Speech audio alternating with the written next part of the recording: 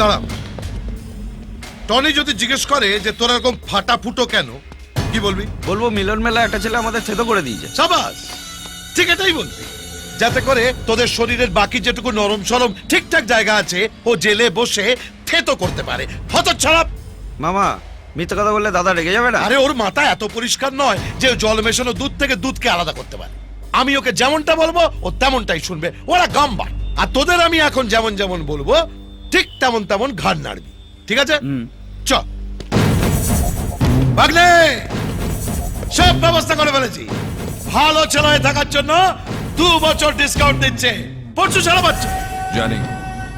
এদের এই অবস্থা হলো কি করে? ওখানে একটা ছেলে আমাদের আর বলো না, বাড়িতে বসে বসে 4 বছর ধরে এদের বডিতে জং ধরে গেছে। তাই জং ছাড়াবার জন্য এদের নিজেদের মধ্যেই মারপিট লাগিয়ে দিয়েছি। যে যাকে পেরেছে জং ছাড়িয়েছে। কে কার থেকে কম যায় বলো?